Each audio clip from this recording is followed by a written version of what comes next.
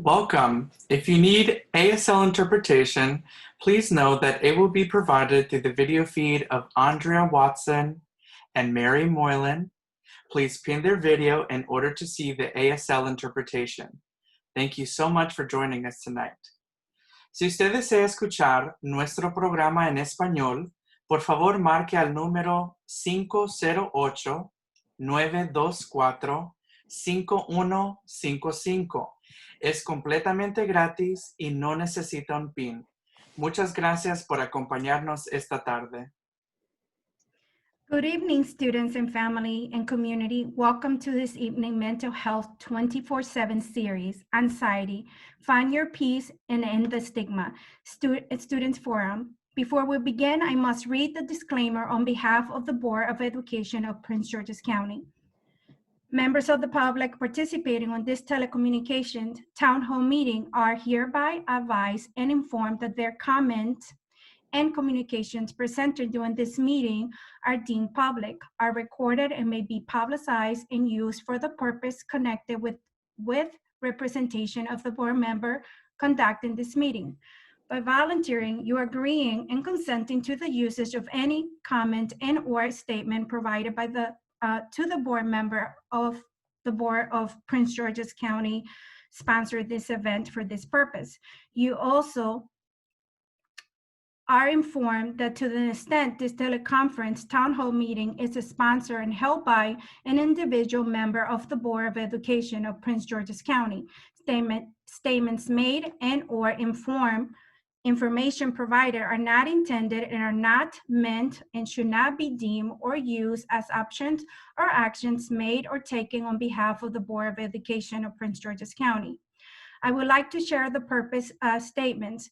The Mental Health 24/7 series will provide a panel discussion focused on helping students, families, and the community to better understand how to access resources and cope with challenges of life while maintaining their physical and emotional health.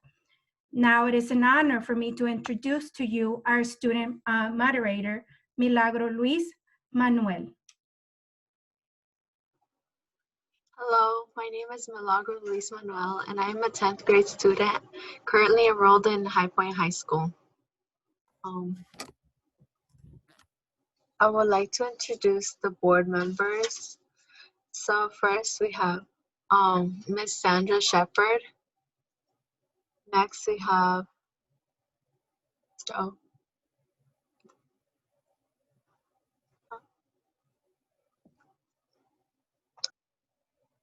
Next, we're going to have Ms. Pamela Bruce-Estrada and follow up with board member Sonia Williams, our student board member Nina Jackson. So I would like to start. I want to remind you guys that this is a forum held by our students, and Milagro, thank you so much for doing this for us. It is an honor for me to do this with our students and highlight some of the issues that are happening right now with all the anxiety, mental health challenges our young people are suffering and dealing with because of COVID-19, because of virtual learning, and because of the political climate. So I wanted to make sure that as a parent, as a community member, I hear from them and seek understanding of how they're feeling. I must say that when I initially did this meeting, I knew that they were suffering and they were going and dealing with a lot of challenges, but I didn't know to the extent, and that actually gave me a moment where I needed to stop and think how, as a parent, I can sit with my child and better understand what she's going through. And I'm telling you, our kids are dealing with a lot of things. I have a 6th grader, she's in 1st grade. It breaks my heart when she tells me, Mom, I don't have any friends to play with. In the lunch area, nobody can hear. So our kids are going through a lot. So this is why I partner up with my colleagues to make sure that we can hear from our students. And I am very grateful that everybody's here, and I'm here to learn. Thank you.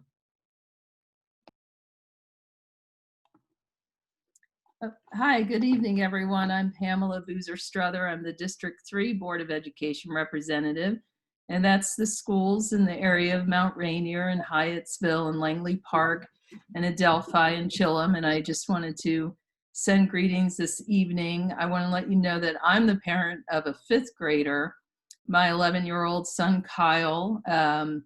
He is in this, we are all in this together, and we understand the ups and downs of distance learning, of the social isolation, and our family is here for you. I am here for you as a board member. I want to thank all of our presenters this evening. I especially want to thank my board colleagues, and I just want to say how wonderful your student member of the board is, Miss Nina Jackson. She is such an incredible leader, bringing forward mental health issues and everything else she's doing on the board. And so I just want to say I am listening this evening, and as a board member, I will be responding as well to the needs we hear this evening. Thank you all so much.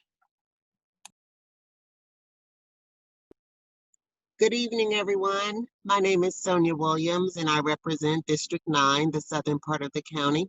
I'm excited to be here with my board colleagues, Ms. Pamela Boozer-Struthers and Ms. Sandra Shepard, and our student board member, Ms. Nina Jackson. I'm excited to sit here and listen to what all of the young people have to say, and I'm here to learn. As a mother of a 8th grader, a 13-year-old, you know, one day this summer, I saw him sitting at his desk where he plays his games, and he was just staring at the wall. And so I said to him, "Are you okay?" And he said, "Well, I'm just bored." At that point, he had not been outside of our neighborhood for about 3 weeks.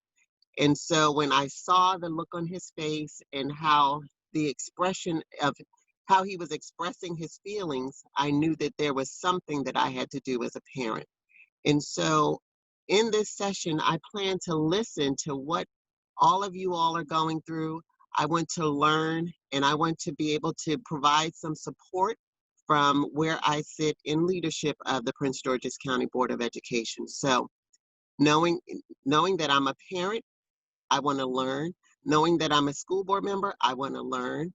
And knowing that you all have feelings that are important and have value, I want to learn. So thank you all for inviting me to be here today.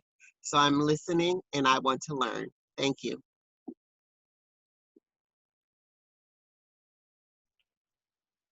So I guess that leaves me. Good evening, everybody. My name is Nina Jackson, as previously mentioned, and I humbly and proudly serve as a student member of the Prince George's County Board of Education. I cannot thank Ms. Shepard enough for conceiving and hosting this event tonight. And I don't think the importance of an event like this, allowing the opportunity for students to speak, can be further emphasized than it's already been. So with that being said, I just really look forward to getting into the conversation. I know it'll be very powerful and very productive, and I look forward to hearing what the rest of my peers have to say this evening.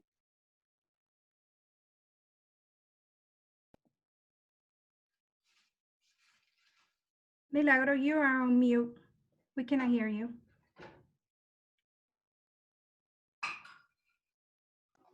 Okay, now I would like to introduce the CEO, Dr. Monica Goldson. I think that she's not on board right now, but I know that there's a couple staff that I just saw that came on board to trying to hear you guys and understand what is it going on with you guys. So welcome everyone. Thank you for joining us and hearing from our students. Now I would like to introduce the student panelists. I would like to first introduce student board member Nina Jackson, then PGRAS President Jaslyn Leonenzo, student advocate Paul Ike, and student advocate Cesar Gutierrez. And now I would like to introduce the PGCPS Mental Health Coordinator, Scott Showalter. Hi, thank you, Milagro. Good evening, everybody. My name is Scott Showalter. I'm the Mental Health Coordinator for Prince George's County Public Schools. And similar to everybody else, I'm really here to learn from you. Want to hear what you have to say. I'm going to kind of take a step back. I'll say a few words here and there, but I really want to hear from the student perspective, whether you're a high school, middle school, elementary, if you're somewhere in between, if I missed anybody. Just want to hear what's going on with anxiety, maybe in the last couple of weeks, now, maybe any anxiety you have about things that are happening in the near future. So I'll sit back and listen, participate when I can. Thank you.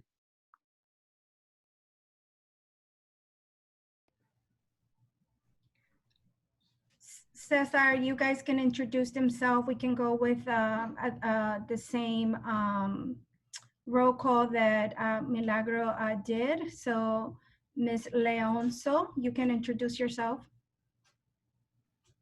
Hello, everybody. For those of you guys who don't know me, I am Jaslyn Leonso. I am our pre-GAS president, which also stands for Prince George's Regional Association of Student Governments. I'm happy to say that I represent our county's SGA, and I'm so happy to see that people are in this chat and people are giving us a voice. I know students have been going through a lot in this pandemic. I know, especially when it comes to mental health, our elections, there's a lot that's happening right now. And so I'm so happy that our student board members, our Board of Education members, Ms. Chandra Shepard, Mr. David Smith, I'm just so happy to see that everybody's working together to show that we're not alone and we're not going through this alone either. So I'm just very grateful, and I'm delighted to see everybody's face and see everybody who's joining in. So thank you. Hello everyone, good evening. My name is Paul Ike and I'm an 11th grade student advocate from High Point High School. And this is a really great opportunity for me. I am so excited, ready to speak out and you know, just to share with you guys how we feel as the student body.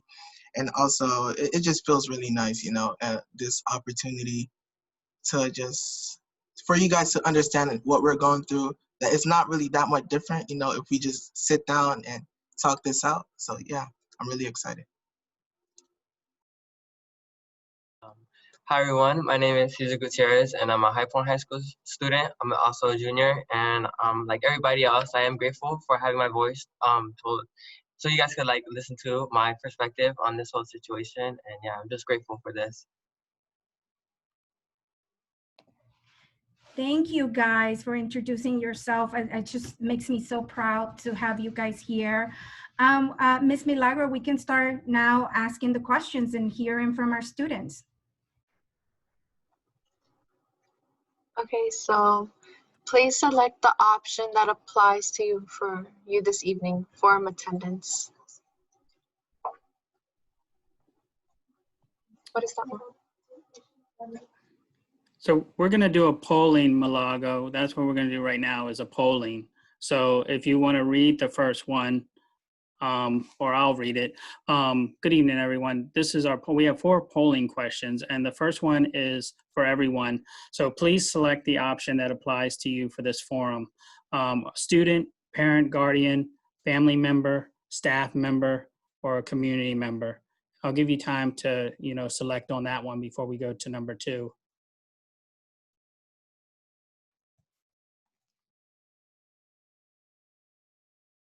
So it does look like mostly we have on our on here this evening our students, which is great because that's what we want. But we see that we do have our parent support as well as our staff support.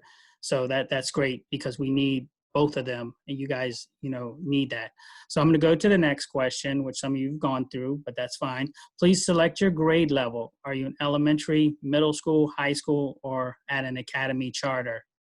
So it looks like most of you are in high school, a couple middle schools. Good to see we have an elementary student with us. And for the third question is very important. Is like, how stressed are you feeling? Not stressed, somewhat stressed, stressed, or very stressed? We know that a lot of people are dealing with stress these days, and so especially our young people. So it looks like on here we have somewhat stressed. And then the final one, if you have, this is more so for our students, if you have been feeling stressed or overwhelmed, why? School and academics, home and family, social life and friends, pandemic, the election, lack of physical activity, gym, sports, or other. And so it looks like if we look at this, because this is really important data that we're gathering right now, is that school and the academics with distance learning, and then, you know, it looks like the pandemic is second, and then, you know, it looks like home and family, and then the election. So I will save these results and share with Ms. Shepherd and our team, but thank you for allowing me to do this polling. And now I'm going to turn it back over to Milagro to start with the conversation with the student panel and Mr. Showalter. Thank you for that. And so I just wanted to ask the students that in light of COVID closure, you know, since all the schools shut down and everything did shut down, how are you feeling through virtual learning and the elections coming up?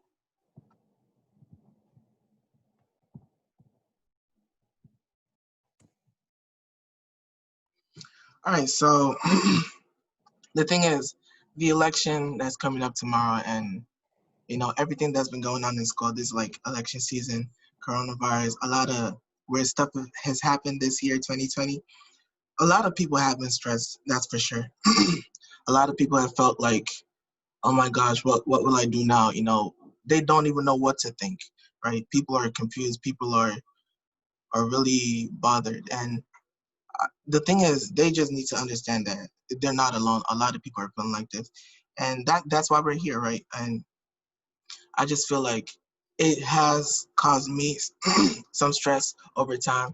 It has caused me to feel, you know, overtired and just like weak. And I just feel like a lot of people just need to, you know, look for a space to breathe. Although that is really hard to find nowadays. It's just, you know, you just have to make time, make space, and just, you know, try to let things go. Don't overwork yourself. A lot of people overwork themselves, and it adds on to the burden that they already have from anxiety of things that are going on, right? And so I think people just need to loosen up a bit and relax, you know. Also, look for people to talk to. There are a lot of people. Sometimes your parents may act like they don't understand. You should still give them a chance. Don't just be like, oh, they won't understand what I'm trying to say. Give them a chance. If they don't understand, there should be other people you can talk to. There are teachers, counselors, and a lot of other people that should be important to you and can help you and stuff like that. Oh,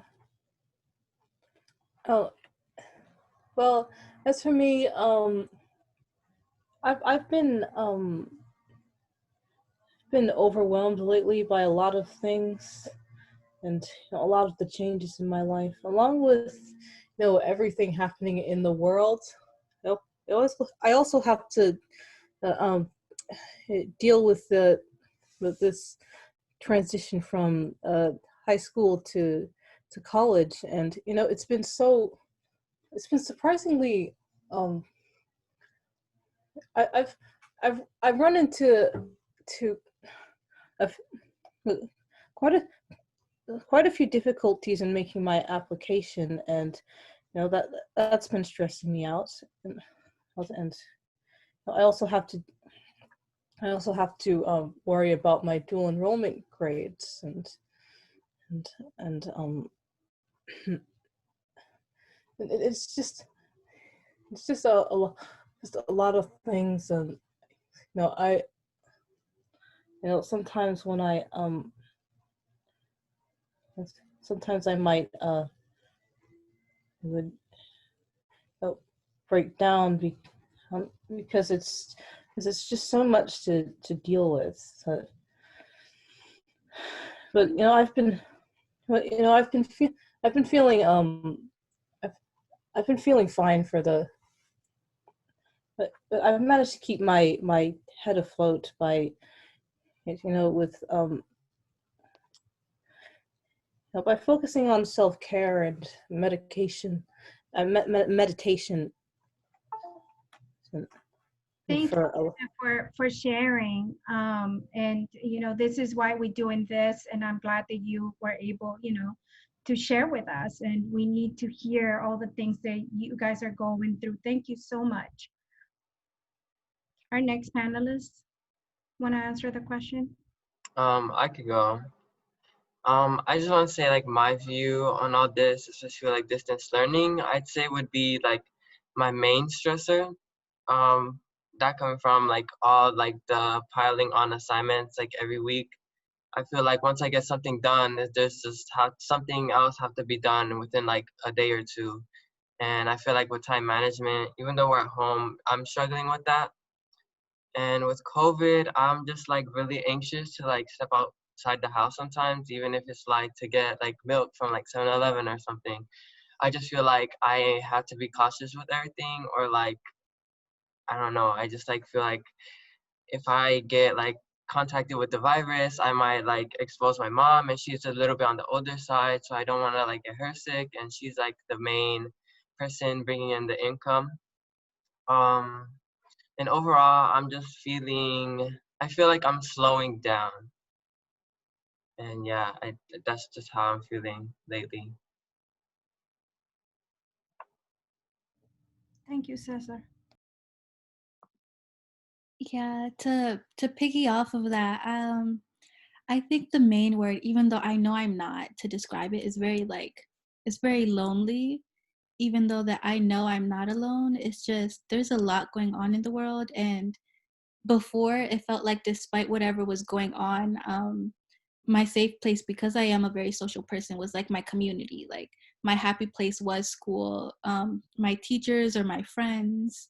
And I don't want to complain either, because I'm very grateful for everything I have. But right now, like when I'm at home, my main outlet is like social media, the news, and all of that is just giving me like, it it overwhelms me when there's like a lot of information about the elections or the different things that are happening. But I know that at the end of the day, we just kind of have to keep pushing forward. That's right.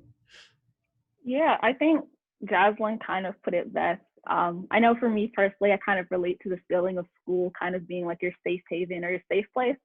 So to not physically be there and to kind of, not have the physical support that school provides, whether it's, individuals within the school system, certain mental health support, activities and extracurriculars. It's definitely kind of daunting. And as Jaslyn put it, definitely kind of lonely. With distance learning, it's kind of hard. We've heard it all before, but it's really hard to kind of like learn from a screen, even though teachers are really trying their best for the most part. Information just doesn't get internalized the same way or communicated the same way. And you see a lot of students who were, they might have been making, B's and A's in their classes. A lot of those students are now struggling. And the students who were struggling before, prior to COVID, are struggling even more because they don't have the same support and resources during distance learning. I think with everything, whether it's education or even like elections, everything seems really reactive. So instead of, being like ahead of the ball and being able to kind of anticipate things and do what you got to do to adjust, it seems like if anything, we're behind. And someone said before that it seems like we're kind of slower than usual. And I think that's probably the best way to put it. Thank you to everyone who spoke. And I just like to piggyback off what you all said. And I totally agree that especially with school right now, no one is really learning as much. Usually I'm a straight A student. I try my best. And it's usually really easy for me. But now, especially with the whole pandemic and distance learning, I feel like teachers are trying their absolute best, but it's just not getting through to us because especially now, since we're at home, we're open to more distractions, especially with our phones, TVs, like everything is just gonna distract us. And when we're in school, we're in an open and safe environment where we can learn. And I really do think COVID really has impacted a lot of us. And I'm pretty sure I can speak for a lot that our grades have been affected too, because now it's not about learning, it's more about submitting everything before the deadline. And I really think it's important to emphasize that because at this point, our teachers, it's not like their fault that, we're failing or if we're struggling. It's because I feel like everything is just so distracting. And, even with the elections right now coming, it doesn't feel like it's going to be election day tomorrow. It's like the time flew and you never really knew that it did go by that quick. And now on to the next question. What's Milagro, happening with Milagro, can I jump in real quick? Sorry, this is Scott Showalter. I Now that everyone shared, we heard some people share already the panel. I'm wondering just some in the chat, if those of you who are on with us, if you can join us in the chat and just mention one or two words that describe how you're feeling right now. I see some people mention they're scared, they're very overwhelmed. You heard some of us already talk already, but if you can just indicate in the chat, what are one or two words that kind of describe how you've been feeling or how you're feeling right now?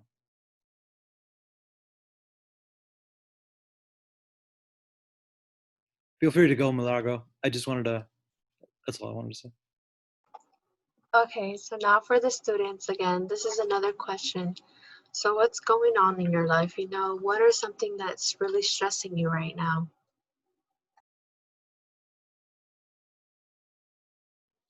I would say one of my biggest stresses right now would be school and also dual enrollment. So, well, which lies under school also.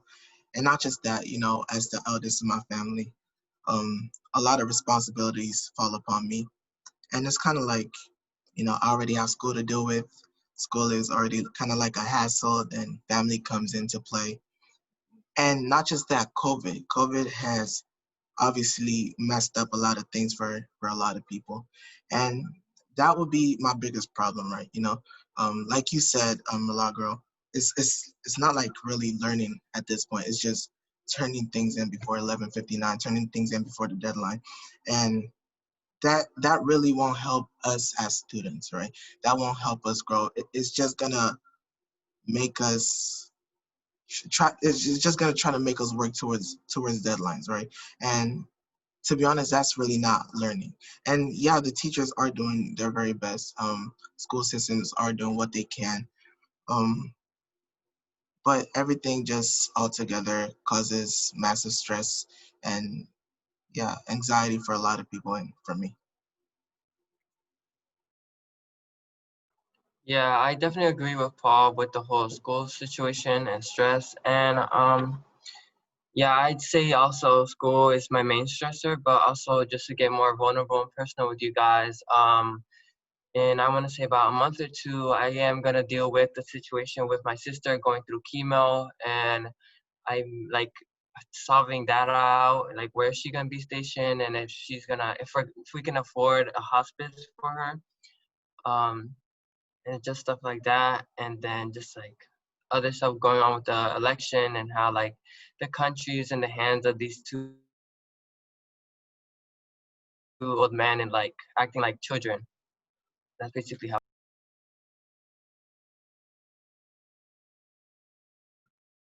I definitely agree with that. And prayers to you, Cesar, because that's one of my stressors right now. I think for me, classwork specifically isn't a stressor because I'm a senior at Bowie High School right now. I have early release.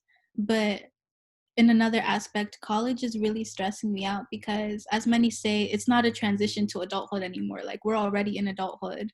We're already dealing with a whole bunch of stuff right now. And to think like not only am I applying to colleges, but I'm entering the world and not the world, but like adulthood in a really weird place right now. And there's a lot of stuff going on. So it doesn't necessarily make me feel safe. And as well as something that Cesar touched on, I'm worried about not only um, my safety, because I have immune deficiency, but the safety of my loved ones and the people that are closer to me. I'm worried about not only because of the pandemic. Those are my dogs. Sorry. Not only for the safety of me or my family in regards to the pandemic, but also human rights. There's a lot of stuff going on politically, and I want to make sure that my family is safe and they don't have to worry about things when they're going to school. My sisters shouldn't have to worry about the color of her skin or hearing all these hateful things that are going on right now. So I think those are my main stressors right now. Well, I think everyone kind of really touched on some of the things that I would consider my stressors. Similar to Jaslyn, I don't have a full schedule as a senior, thank God. But for me, instead of being worried about classes or homework, really, it's more so college applications and whether or not I get accepted into a college and where I'm going if I do get accepted into a college and things like that. Especially more so for me because I'm a first generation college student, which I'm sure some of my peers can relate to. You know, I don't have, you know, anyone I can really go to about questions about FAFSA or what to look for when you're applying to a school or so on and so forth. And I would say for me, secondly, is definitely elections or just kind of like political engagement in general. You know, I realize for a lot of my peers, this isn't, you know, a fight over Democrat or Republican, it's a fight over life versus death. It's a fight over whether or not, you know, my friends, my peers and their family get to find refuge and safety in this country or in their city or in their county. You know, whether some of my peers get the social support and financial support they need so they can continue to live, you know, healthy and positive lives. And for a lot of people, that's at risk because of election day. And so many other things that's going on. Or even, you know, for, you know, some of my African-American peers or, you know, Black peers or what have you, just racial tensions in general. You know, when you look on social media, you look on the news, there's always a story about, you know, another individual, Black or brown individual getting, you know, their life taken by a police officer or someone else of the sort. And so just to see that, you know, as frequently as we do, it can kind of wear down on you. So definitely those two things for me, school and kind of elections and all that stuff. So I want to talk about the news too, because the news has been, well, the news has been a headache lately because every time I open up the news, it's almost always about people dying. Like, you have to hear about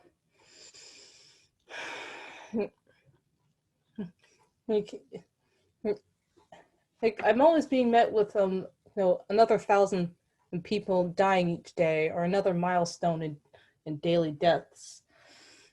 And it's kind of, and it's, I mean, it's scary and depressing, and because, and it puts a lot of pressure on you because you're constantly hearing about people getting killed or dying of sickness or getting neglected, and it's just, I'm not sure how much I can handle. And you know, Jenna, we want to make sure we're going to put some contact information and stuff like this when we are done, so we can talk to individual people who need us. And we're going to also share all the resources where you know, they're free resources for you to talk more about what you're going through. So we're going to put them in the chat.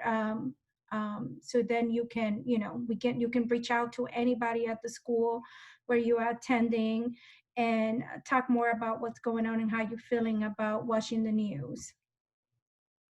I think Mr. Scott already put some stuff right now that I would recommend for you to take a look at.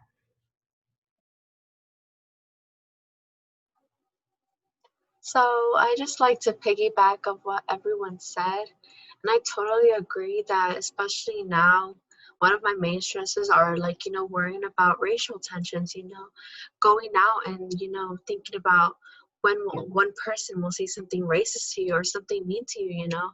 And especially with our parents, you never know who's going to say something rude or mean to them, or if police brutality is going to get to them, you know. That's something a lot of people of color do worry about, you know, and that's something very stressful, especially right now. I feel like everything racially has really gone up, especially in the last few months with all these protests, you know.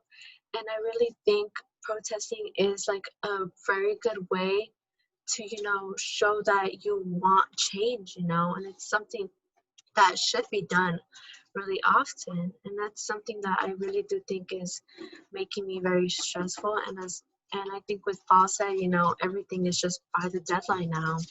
And it's just crazy how this world has come to, and it's just like deadlines, and that's all you have to deal with, you know. And that's something that's very stressful to me, and I think a lot of people also. And I would just want to ask Mr. Showalter a question. What do you think anxiety is, and how does it manifest? Thank you for the question. So I know this question was originally for myself, and as I'm sitting here, I'm listening to the students, and then I look at the chat and everything. I think we can answer this as a group. I'll fill in the gaps where I can, but I'm going to turn to the panel, all the panel members, just briefly. And you can feel free to jump in, but just wondering to the panel first, and then I'm going to turn it over to the chat. Those of you who are just participants here, you can fill in the gaps in the chat, but let me ask the question to the audience first. What is anxiety? What are signs of anxiety? What are signs that you're nervous? Is it stomach aches for you? Headaches? Upper back pain? Lower back pain? Is it you're worrying about the same thing over and over and over again? I see people said lack of sleep, and I'm going to turn over the panel in a second, but somebody mentioned sleep. Sometimes you sleep too much, too little. Sometimes you sleep enough, and it doesn't feel like you get the good sleep. So to any panel member that wants to jump in, what are your signs of anxiety or signs of anxiety that you've seen in others, especially your peers? A sign of anxiety that I have is sometimes when like I get really nervous, I start shaking real bad. And a sign that I see, I have a older sister, and because this is her first year of high school, she gets really nervous because like first the point that she does not know nobody in her school. So like let's say she needs help with homework, she can't ask anybody because she does not know nobody from there. So I seen her get really nervous. Also she gets mood changes, she starts shaking, or sometimes she even loses her appetite because like she's worried about so many different assignments, like as we were previously talking, like one day you could be finished with an assignment and then the next you'll have another one right off your back. So that's what causes more anxiety. And so Thank you. Thank you so much for sharing, Ruby. So shaking could be your hands, could be your legs. Anybody on the panel? Anybody want to talk about a little bit what does anxiety feel like for them? I would say for me, anxiety would be like I would normally stutter a lot. Normally I don't stutter when I talk, but like when I'm nervous and anxious, I tend to stutter way too much. And also my legs tend to shake, and also I overthink, you know. I start thinking of things that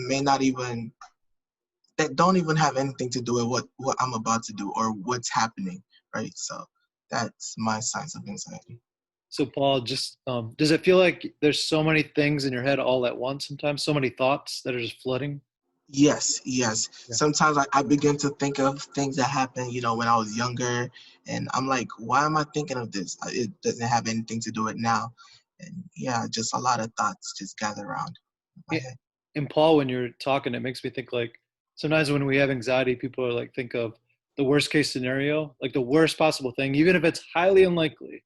Right. It's like that's all we're consumed with. What about somebody else on the panel? Any other thoughts about anxiety?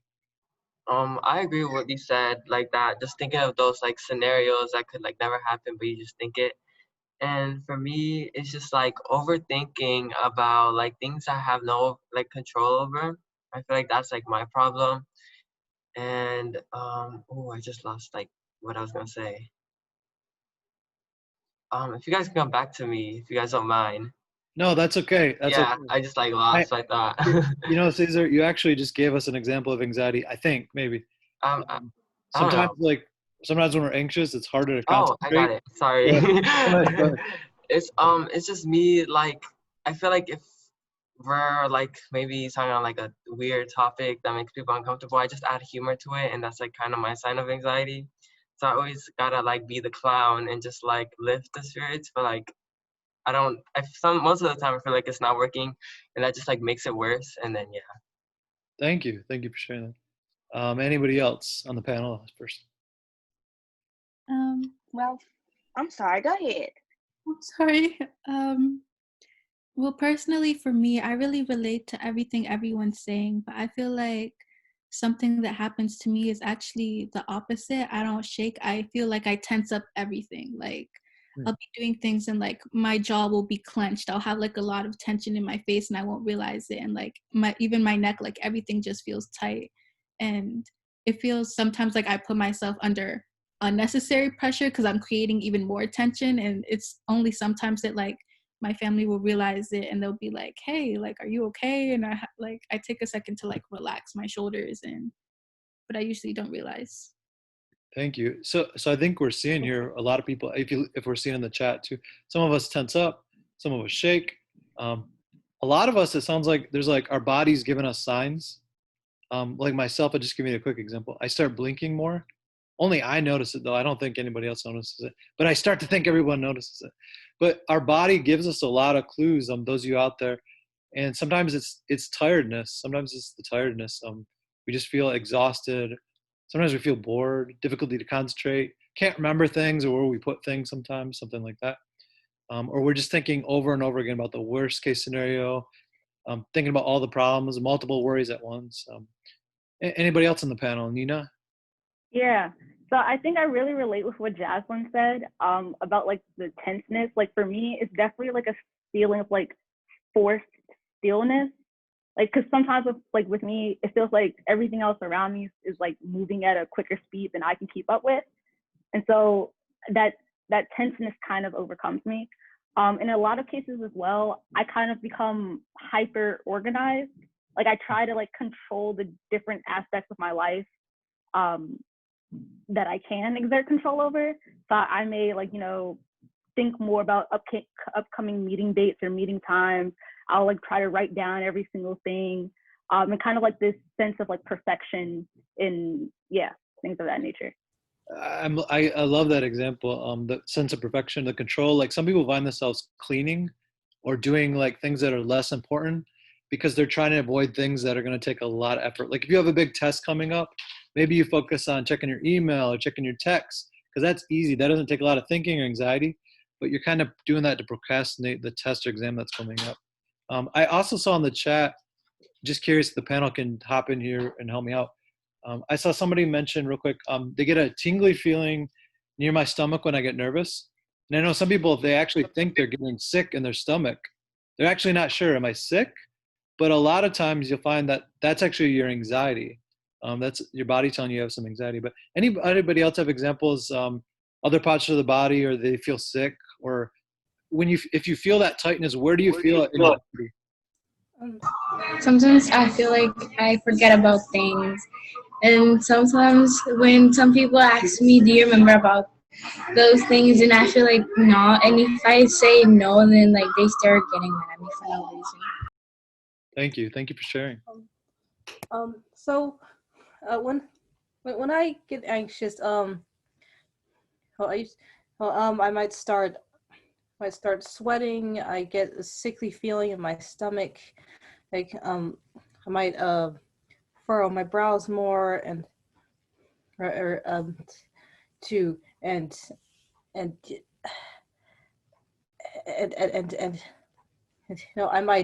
overthink because my mind goes into overdrive.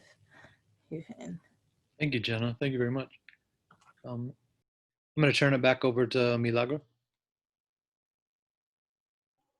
Thank you for that. And so when I get anxious, I think I just, I start to move more. I start to have headaches or something like that.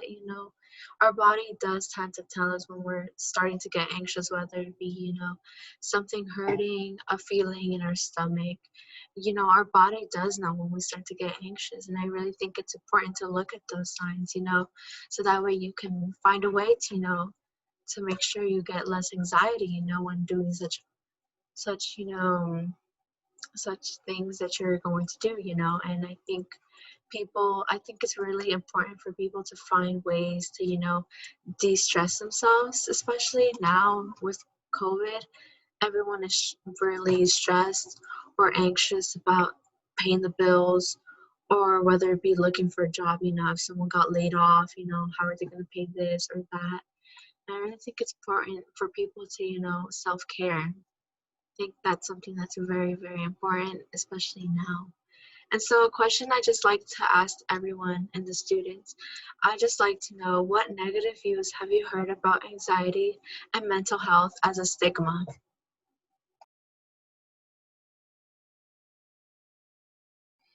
I haven't necessarily heard anything negative about anxiety. I've just heard that a lot of people go through it. Even me, I go through it sometimes.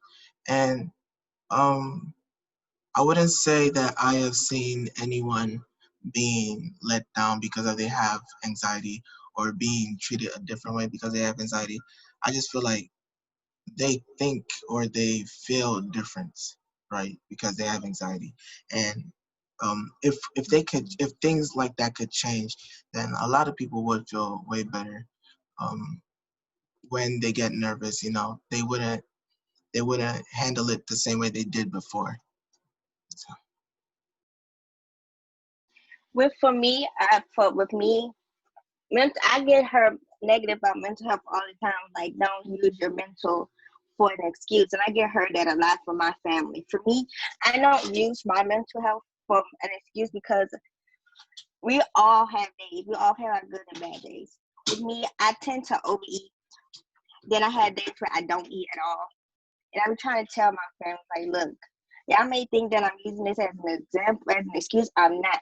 Y'all don't sit here and talk to me or communicate with me about how I'm feeling, what I'm going through, what's going on in my mind, or how I feel about anything special was going on. And I'm even contemplating about going to even go vote tomorrow. So it is, yeah. Thank Some things I heard about negative stuff is that because like in my old middle school, there was a lot of people who had really bad anxiety, and there was this girl that she used to be my friend. One time she got really bad anxiety. She locked herself up, and like teachers were thinking that she was doing something bad, drugs, and she only told me basically all of her feelings. So I try to tell them she just having an anxiety attack, because like a lot of people are asking her, what is this, what is that, because she was the one that was longest there.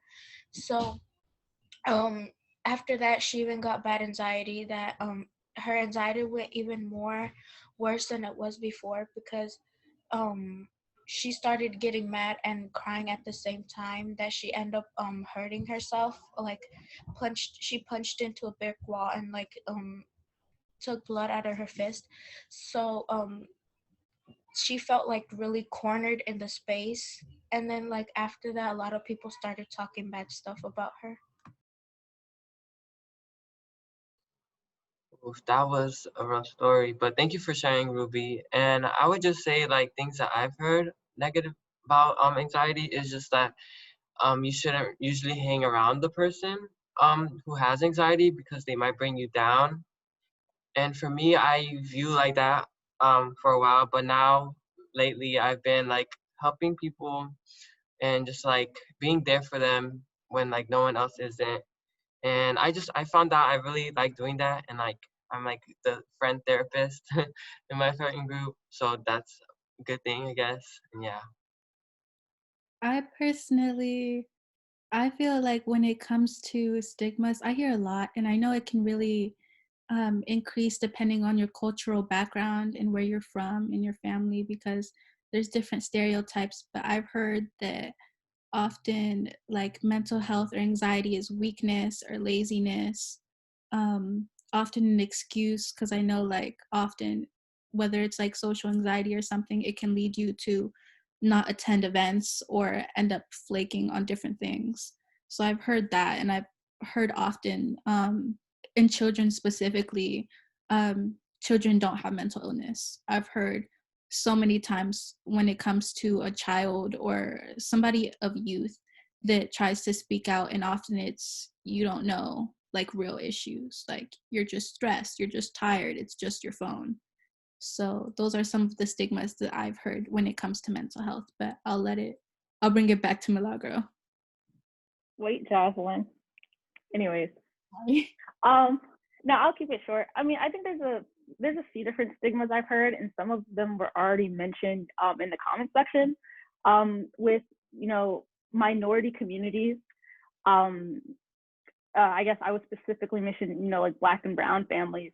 With young people, a lot of us may like look at what our parents or our grandparents have been through and kind of feel as if our trauma or our anxiety or our struggles with mental health kind of have like no reason to like exist because they've been through more than us. And so I think we sometimes have we sometimes try to like play down the extent of our own troubles or our own, anxieties, because we look around us and see everything else going on, and we think that that's much more important or much more bigger, right? Like we have so much to be grateful for that we have no reason to experience anxiety. I think in addition to that, sometimes our parents or our families or older people in a general, adults, play into that by saying kind of like the same thing, like, oh, you're just a kid, oh, you're just 15, oh, you're just in high school, you don't have bills to pay, you don't have a family to raise, you have no reason to, have anxiety, you have no reason to be depressed or something like that. And those are things actually said to students. One thing I would like to say is that generational trauma is real, absolutely. And I think in terms of like society, we tend to value people or individuals in terms of how much they produce. Like we equate people's value to their work or to their labor. What is the quality of your work? And that's how we see you as an individual. And so when we think in terms of like mental illnesses or like anxiety or depression or things like that, we tend to see that person with anxiety or with depression as not being able to function properly or not able to work or not able to produce. And so we think less of them as a person. Like you suffer from something and you're not able to get out of the bed in the morning, or if you don't feel like going to work, or if you don't feel like going to school, we see that as a problem. And with that being said, I also want to highlight something someone else said in the chat, which is that having anxiety in this case isn't the same thing as having like a mental illness. We all experience like casually feelings of anxiety. We may all experience casual feelings of depression. That doesn't mean you have anxiety, like clinically you have anxiety, depression clinically. And so I think that those are kind of important things to note when we have conversations like these. And it's another thing for me. Another thing with me, I was diagnosed by a psychologist with me having disorder, major depression disorder, and bipolar depression. And I was on an antidepressant. I can't remember the name of it, but my psychiatrist at the time told me that the medicine I was taking was for me to decrease my suicidal thoughts. No, that didn't work. That made my my suicidal thoughts increase more than what it already was before. I have a little sister that's in her sophomore year in high school. And by us doing, since I'm in the part of LAYC, by us doing our school stuff virtually, everybody can agree with me on this too. This is not something that we're all used to. I can barely concentrate with my work. I can barely get on. I'm not focused. It's my lack of motivation, my anxiety, my anxious, all that. I see my little sister every day get up 8:30, 9:30 every morning just to get up doing work. I can't do that. My stuff don't start till 10 o'clock. I'm not functioning enough, just like my sister. Even though she may not have it, but I do. My little sister, that's my hero. And that's definitely my hero. So, and she don't even like me going through what I go through half of the time, especially when come around this pandemic. When the pandemic first started, it had me off the edges a little bit. And I'm sorry, you go ahead. I just like to say thank you for what you said, and I also like to agree with Nina that a lot of people do tend to go through all this anxiety, and that a lot of adults don't know a lot about mental anxiety, or mental issues or anything like that, and so they're like, you have nothing to worry about. And they're like, you don't have to pay bills, you just gotta go to school and that's it. And it's true, but at the same time we do get stressed, although it's on another level. We do get stressed. And so another question I would just like to bring up is, how do you find your peace or your happy place? You know, what do you use to cope? How do you cope with all these stress and anxiety?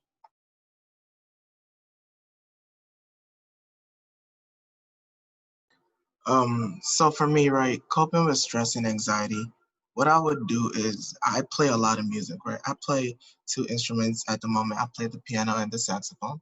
So I kind of like, sit down and just put how I feel into what I play, right? I just try to escape what I'm feeling at the moment. I try to, you know, it's like I'm talking to the instrument that I'm playing, right? I'm trying to let the instrument speak out for me.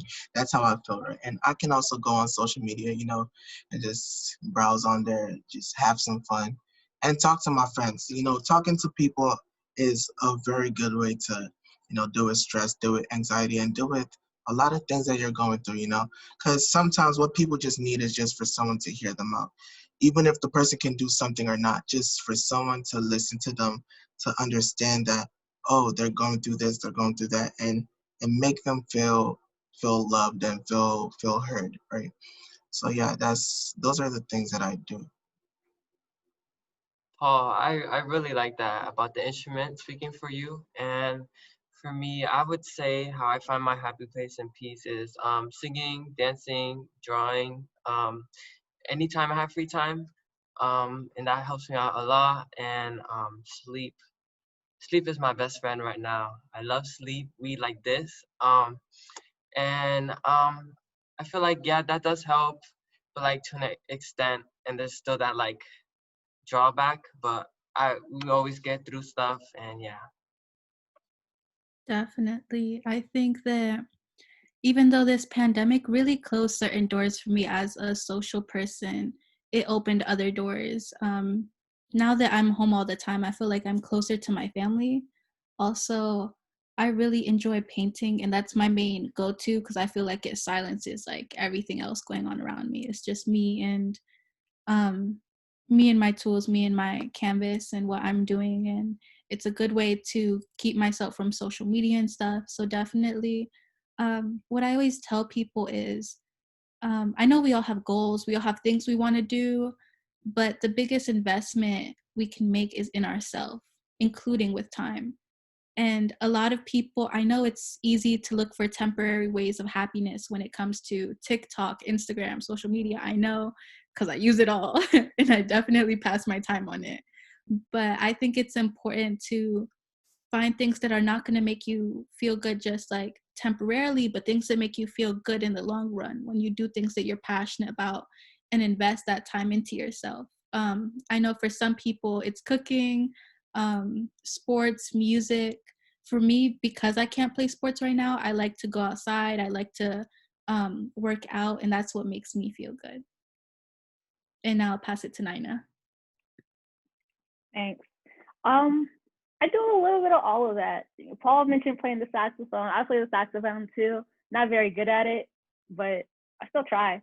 But I think probably my favorite pastime is reading. There's so many options out there of what you can consume and what you can take in. And so, in a world where it seems like there's nothing but an overflow of information and a lot of it not even positive, just being able to kind of, select the place and the time that you want to go into with the characters that you want to read about and kind of embrace is a really powerful thing, in my opinion. So I try to pick up a book whenever I can in my free time and in my spare time. Going outside, Paul mentioned talking, just venting and having someone to go to. And yeah, all of those things.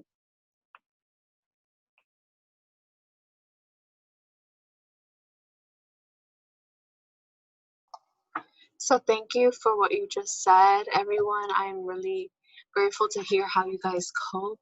And just another way I like to add how I cope is, just taking up on your personal interest, it's just something that's really helpful. Like, I really like makeup, and I guess when I get really stressed, well, it's doing homework or anything, I just like putting on makeup, expressing myself through makeup, others do it through art, but I just do it through makeup. And, I express my feelings through the makeup that I do. And I really think it's something important, especially self-care also, that's something else that I do. I really think it's really important to take care of yourself, even if it's once in a while, the little bit you do really does go a long way. And I think it's something a lot of people should learn about, self-care. It's something that can really improve your anxiety, and really help de-stress you. We all have to treat ourselves at least once a month or something. But I'd just like to ask another question. So what resources are available to assist students who are suffering with anxiety or mental health challenges in school and in the community? Mr. Scott Showalter, and I think you already mentioned some in the chat. Yeah, so I'm actually going to build off what you just said, Milagro, about the importance of self-care. So I'm going to ask everyone if they can just join me in the chat and just talk about how are you taking care of your own self? You heard some ideas from the panel already, but what are some ways that you engage in self-care, taking care of yourself? I'm just going to look in the chat a little bit, and I'm going to ask the panel in about 10 seconds just to talk about other ways you engage in self-care. So I see daily meditation, cleaning, watch movies, listening to music, walking, listening, ballet. I'm just reading off what's in the chat, everybody. So resources, one of the number one resources you have is yourself. Take care of your self-care. We talk about mental health, but I like to say wellness. Just take care of feel well, take care of your own wellness. Sleep, prayer, music, exercise. If you're sleeping, try to get to a normal sleep schedule as much as possible. I know that's easier said than done, but try to get a normal sleep schedule. Volunteering at church. Yeah, volunteering and helping other people. Gratitude, talking about what you're thankful for, the little tiny things you're thankful for. What are those little things that you're thankful for? What's something you're looking forward to? Are you planning? Do you have something to look forward to? Plan things in your life. Plan something to do with others, or maybe it's a movie or the latest show that's coming out on Netflix in a week or whatever. Plan that to something to look forward to. That's always exciting when you have something to look forward to. Sunday school, family game nights. What kind of, Nadine, what kind of game nights, what kind of games are you playing? I'm just curious. Music, different hairstyles and dancing. So I'm not a student, but I'm just curious. I wonder if now's a good time to try out some different hairstyles, because maybe you won't be on camera necessarily. So I'm going to turn it back to our panel just briefly. If we can just go around, talk about a couple of more things. I know we already mentioned a couple, but a couple other ways you engage in self-care, if we can go in the same order. So I'm going to turn it over to Paul first. All right, so a lot of people have in the chat already mentioned a lot of things I do for self-care. Sleeping is a good one. Sometimes you just have to turn the outside world off, just go into your own realm, just sleep, take a good nap. And it helps a lot. Sometimes taking showers could work too. You just need to relax or something, or baths. Music, going places, taking time out with your family and doing things, calling people on the phone, maybe FaceTime, video calls and stuff like that. Or interaction with other people in general. It doesn't really have to be, on the phone or whatever. You can, go to places. If you know that the person you're talking to is, COVID safe right now since we're in the pandemic, you could, go hang out with them and stuff like that. So yeah, that's stuff I would do. Hey, Paul, if I can circle back to sleep real quick. Any tips on getting just amazing sleep? I'm getting amazing sleep. That's a good question. So it all depends on the pillow, right? And what was that? Okay. It all depends on the pillow, right? And the position you're sleeping in. You just have to don't be tense, right? Just let go. Just act like you're on a cloud or something. Just let go and just fall asleep. You won't even know when the sleep will hit you. I saw some people on the panel. I saw Nina mention turn everything off. So I'm guessing, but Nina, you can jump in and tell me. I'm guessing you're talking about the TV, the computer, and if possible, the smartphone, at least a little bit before sleep. That screen will keep you up, definitely. So anybody else on the panel, how do you engage in self-care? Yeah. I definitely want to add to just before we continue on the panel, what Paul was saying about sleep. I'm a very busy person, so I tend to build things on my bed when I'm doing homework and stuff. And definitely I need to take time to make sure that my bed's empty, my working spaces are empty, because otherwise I'm not going to feel good before or after I sleep. That I'm so glad you said that. You made me think of something. I know some people, they sit on their bed while they're doing work, like schoolwork. If possible, this goes for the adults out there too, but I know we're talking to students. Um, have a workspace and have a sleep space. Don't confuse the two, because you get sitting on your bed and you're doing work. You're going to start thinking about work if you do work in your bed. But back to the panel. How do you engage in self-care? I'll go. Y'all said it all. I mean, sleep. Nothing like a good night's rest. I would say volunteer work. I saw something like that along those lines in the chat, but definitely volunteer work for me. Not only do you kind of like get to exert any extra energy throughout the day, but it just feels really good, being able to help people and contribute to your community and, give back to those around you. So volunteer work is definitely kind of at the top of my list.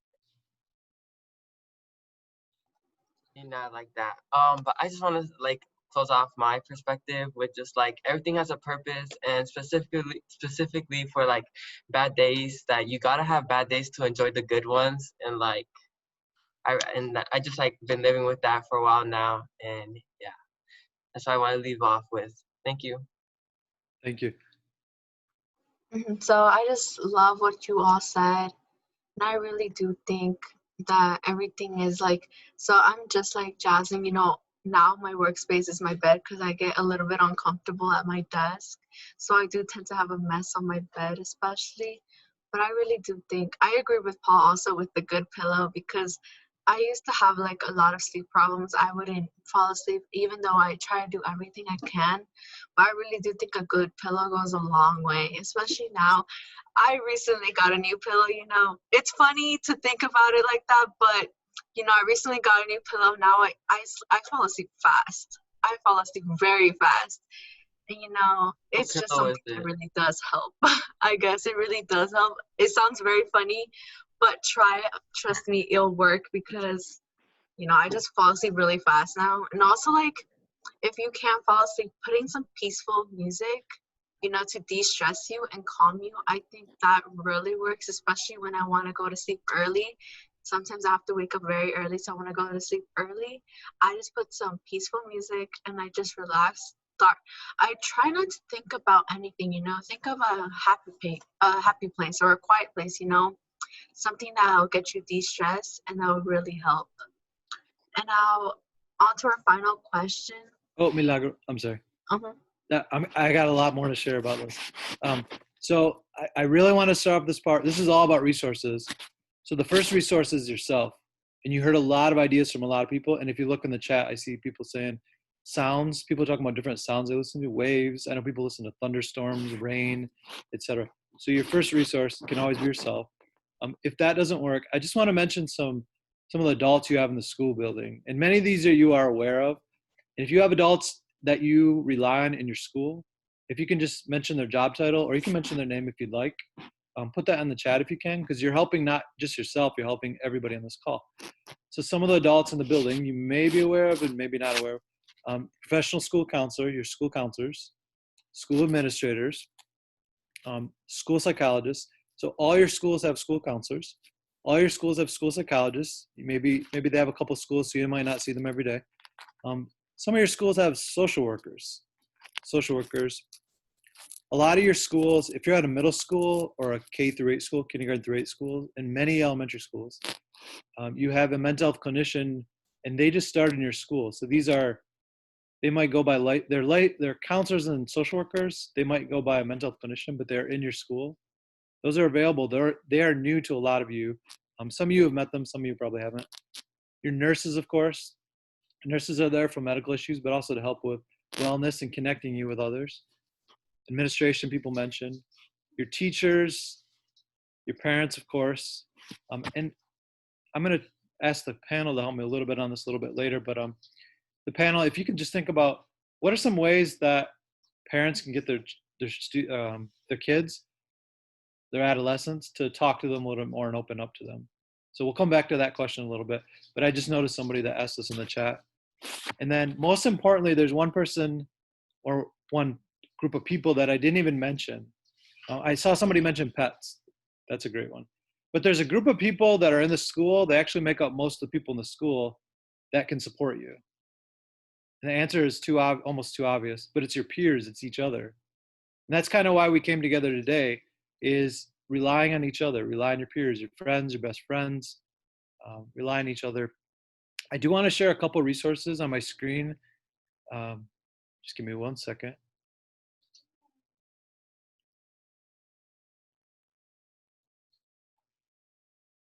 Okay. Milagro, can you give me the thumbs up just to let me know you can see this with help? Can you see that? Okay.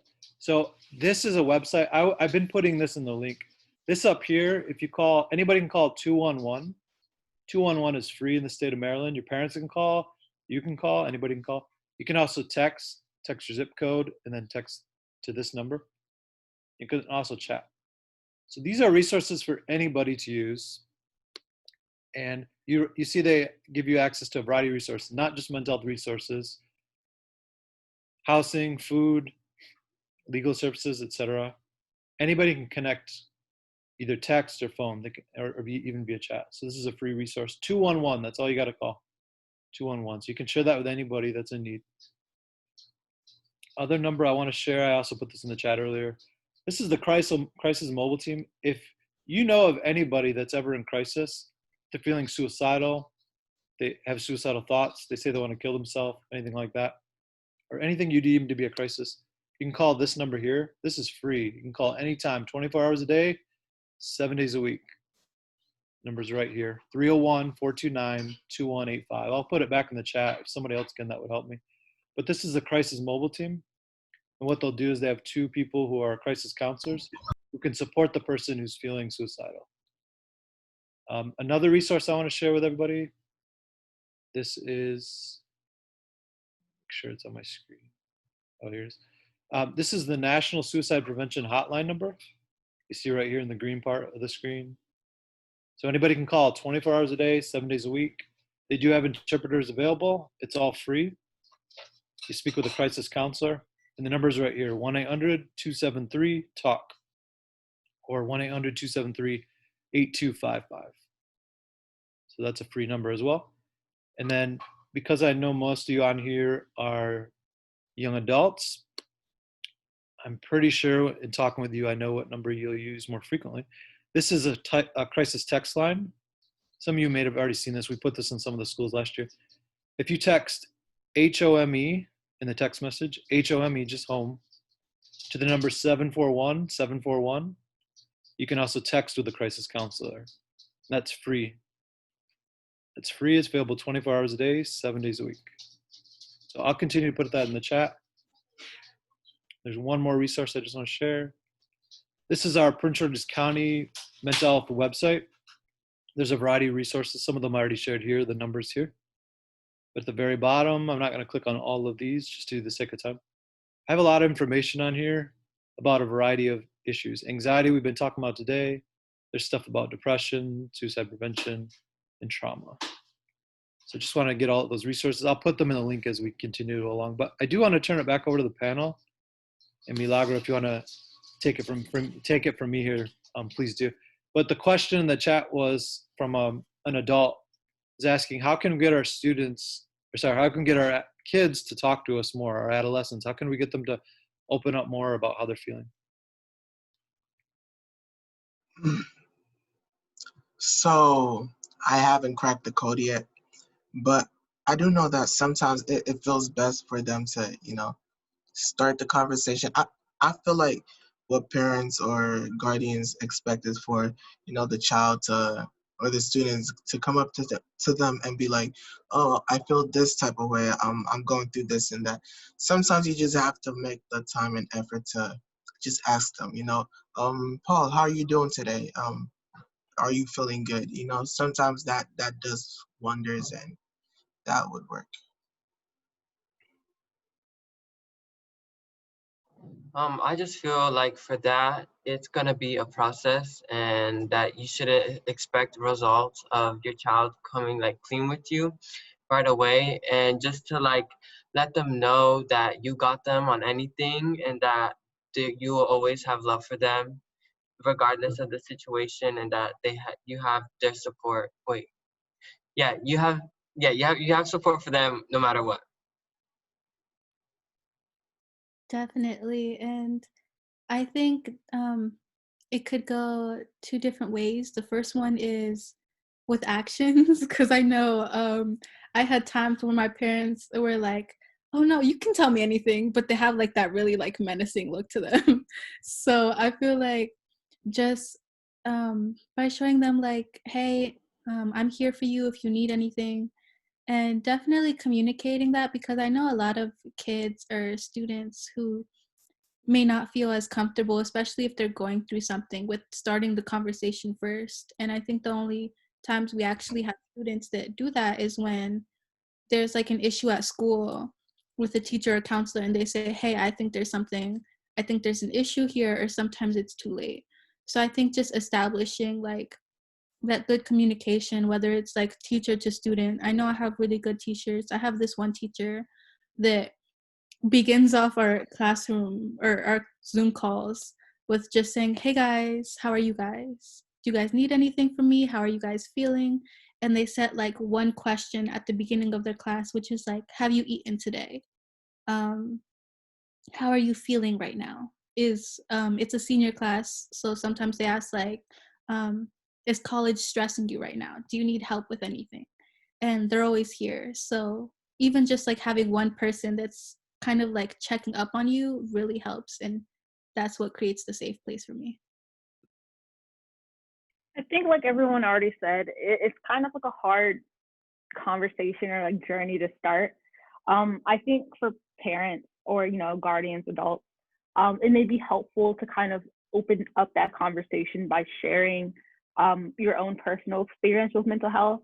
You know, it doesn't have to be some deep or grand story, but it could be something as simple as, you know, I really just didn't feel like going to work today, or you know, I had trouble getting up out of bed, or colleagues said something to me today, or you know, I know elections is happening tomorrow. How do you feel about that? And just kind of building that bridge by the adult opening up and hoping the student or the child kind of reciprocates that. And I think another point for parents is kind of to understand that you may not be the it person for your child.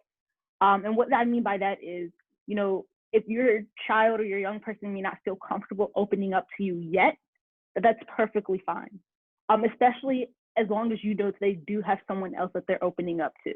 Like if you know they talk to a teacher, if you know that they're going to a counselor, if you know they have a mentor, you know, their coach that they, you know, may speak with, to kind of firstly not only respect that boundary and to respect that privacy, you know, of course, unless there's something, you know, an extenuating factor or something serious or dire, but, you know, just to respect those boundaries and to respect those relationships. And maybe by acknowledging, you know, that young person's relationship with another adult or with another outlet, you can kind of begin to build that bridge and open up that conversation as well. Thank you for everyone who just spoke. And I personally like to add on to what everyone said is that I agree with all of you. I think not everyone is going to go to their parents, especially since, you know, sometimes, you know, they're always the one who are going to educate you. And, you know, sometimes when they ask you what's wrong, you know, it can go either two ways. It can go really well, or it can go bad to where you start fighting, you know, because sometimes it might be like you over exaggerate or something. And to all the parents on here, just know that your student is always going to have someone, either a staff or a friend, who's always going to listen to them. So don't worry, because everyone has that one person that they can go to. Even if it may not be you, they just know, keep your mind assured that they always have someone to talk to. Hi, I'm a mom, and I definitely tell my sons that while I'm at work, you know, they're with the teachers 8 hours a day, and they're there for them. And I tell them that raise your hand, show your face. You know, if you have a question, you have to talk to them. You have to let them know that something is wrong. Like, I teach them to be comfortable, to know that they're there for you. And if they're not, please let me know, because I can definitely, talk to whoever I need to talk to if they're not. But I definitely put that in their heads that they are your go-to, especially if you have a case manager, if you have an IEP. I let them know that it's okay. Like, you have you got more help, and there's adults that really care, and that they're there for you. I mean, that's their job. They want to make sure. And so for all the teachers that are on here and all the educators, I commend y'all. Like, this is big, this is a lot, and I definitely am grateful and I appreciate it for all that they do. And yes, I am a mom, and I do understand, and I do definitely let my kids know that they are there for them, and that's where you need to go if I'm not there, or if I'm not that person. Thank you for what you just said. This is something that a lot of people, I think, really needed to hear, because a lot of parents do tend to worry, why isn't my kid opening up to me? And I just like to thank you for all that you said, because I think this can also help other parents that are, wondering why, and that they always have someone to go to. So I just like to leave off with one question. What message would you leave students regarding with anxiety? That is a good question, because I do sometimes get anxiety, and I say to them, step outside, look at the sun, breathe, count to 10, or just take it down and analyze. If you can't figure it out, I listen to meditation music. My youngest son listens to that sound of the music with the rain that calms, and that helps him a lot. Or I tell him to take a break. If he feels overwhelmed, to take a break. It's okay. I'm very understanding with my sons. They're on IEPs. So I do take that extra, make sure that they're okay. Like today, for example, I had an IEP meeting, and I wanted my sons are participating. I want them to know what's going on, so they're aware, and they don't, because sometimes kids are on IEPs and they don't know, or they feel like they have a disability or something's wrong with them, or it's okay. Not everyone is the same. Not everyone learns the same. Not everyone's gonna do the same thing, as your mom tells you, like, oh, you gotta do this and you gotta do that. Oh, why, and this and that. And so that takes a lot of pressure. And so I try not to be that person, and try to listen and hear what they say, so they don't get frustration. And I know you mentioned anxiety. So with anxiety, that's how I do it at home. I mean, and talking is big. You need to talk, you need to cry. Let's cry it out. Let's talk. You angry, we're gonna talk, we're gonna communicate. Communication is big. And that's how I do it. So I hope I helped you in a little bit, Milagro, and everyone else on here. So I'm MJ Park, and I'm a parent of 6, and also now grandmother and teacher. And I've been running peace circles where I bring people together to do exactly what you just said, which is share your thoughts and feelings. And I do a high school group, and we've been finding it's so helpful just to provide a safe space. And lately, because it's once a week, there's been friendships, there's been let's have talent night, let's release some of our energy just by filling each other's bucket. So I put it in the chat, but I certainly would like to welcome that as a resource for people to come and join with others and find that we're all in the same storm, just different boats. And we can throw each other lifesavers and find ways to connect. And that's the silver lining of this Zoom, right? So if anybody wants to reach out and find out more about the circles, but I think circles, the power of the circle is helping people to share these anxieties and joys too, because out of joy comes positivity. And I think we need that right now. I want to congratulate all of you for this wonderful forum, which I got just on Friday, and I was like applauding PG County for this opportunity. Thank you.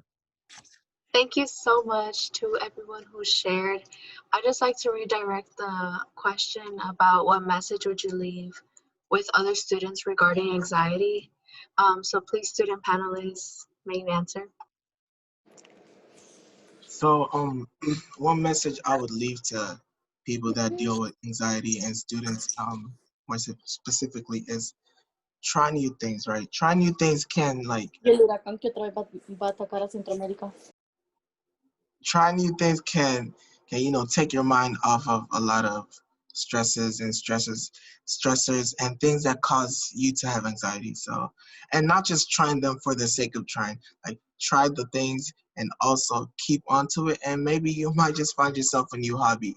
I don't know, but just try new things and make sure you try to enjoy it. If you don't enjoy it, you don't have to do it, right? Just look for something you enjoy doing, go ahead, do that. And also try talking to a lot of people, not strangers now. It's just talking to people will understand what you're saying and understand how you feel and make you feel heard.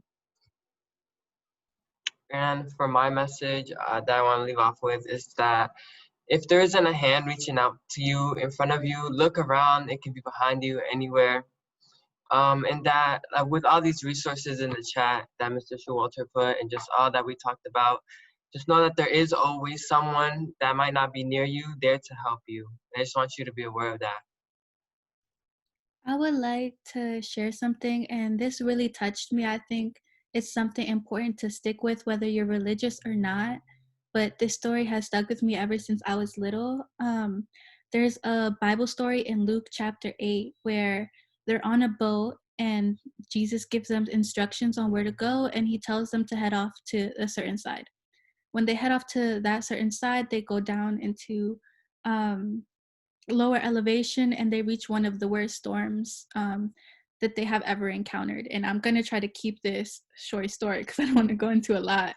But when they do that, they're led into this really big storm. And for a second, all of the disciples lose their faith for a second because they think, if God's beside me, why would we encounter a storm? Like, why are we facing all the stuff that we're facing? And then there was other boats as well that were impacted by this storm, and in a perfect world we would think, oh, the one with Jesus inside of it would not be touched, but that wasn't the case. And when this happened, by quote, he said, where's your faith? I will never desert you, nor will I forsake you. But he never promised that we wouldn't face storms. So this has always stuck with me, because whether you're religious or not, there are people who are willing to stay by you, whether it's no matter what you're going through. Like, they will walk in the rain with you. I have met people that I've never met before, like full-on strangers, and when they see that someone is facing something, they are ready to help you. And just as there's people that you know that also are willing to help you through anything, they just don't know that you need help. So that's something that always stuck with me, and I hope it'll stay with you guys. I also wanted to say, like, lo prometo a todos, like, you're not alone. Somos una comunidad y estamos aquí para todos. La vida sucede, life happens. Like, you're not promised, whether you're religious or not, to have a perfect life. You're not going to go a life without any storms or anything, but you're not going through all of this alone. And I know there's a lot of sayings that say, if you're going through this, like, you're incredibly strong, but sometimes there is strength in realizing that you're not alone and that you need to talk to somebody else. Yeah. Thank you. I think to round out that message, I think one of the most important things that can be stated tonight is that there's always a better tomorrow awaiting you. That what you're going through today, whatever it may be in this crazy world, is that it's temporary, and that there's always someone out there willing to help you, and that whether it'll be tomorrow, a week later, a month later, there's always a light at the end of the tunnel. And I think that's the message I'd like to share with you all. Thank you so much to all of our student panelists who shared. And I also like to leave a message. Just know that there's always going to be someone there to help you, whether it be a friend, your best friend, a teacher, a staff, anyone, a support group, anyone can be there for you. You just got to open yourself up, and also always take care of yourself. You know, self-care is a must, especially when dealing with anxiety and stress. That is something that you should be doing. And I just like to emphasize that because it's something that's very necessary. A lot of people think it's just, something that's optional, something that you just treat yourself to. It's like extra, but no, that should be something that's incorporated to our daily life. And so I just like to open the platform for any questions or comments from the audience. If no one would like to share out, we would just like to have Miss Nina share our closing remarks. Oh, I thought I gave my. I have a question. When will be the next Zoom meeting? That's a great question, Ms. Shepherd. Yes, so we are planning, we try to be very intentional. I know there's a lot at stake with, and a lot of feelings with the elections and building anxiety tomorrow. So we try to make sure that we show our students that we are here for them by doing it today. After the elections, we're going to have another forum concentrating on our students to address other issues that come up. Please put in the chat any issues that you want to address and want to get more information in regards to mental health issues. And we will be willing to work and make sure we put this together and invite parents. I think somebody said, I think it was one parent who said, we're in this together. And all of you guys that have me, I'm just so proud of our young people. Your words are powerful. You make us see things that we don't see often. When we get so busy with our work, with our own anxieties of being the grown-up, thinking we take care of you, we really don't take care of you. So you talking to us made us really go back and assess our own thinking. How do we talk to you guys? That it's okay if you talk to other people. So we are trying to do this more often. And like I say, email us, tell us what you want to hear about.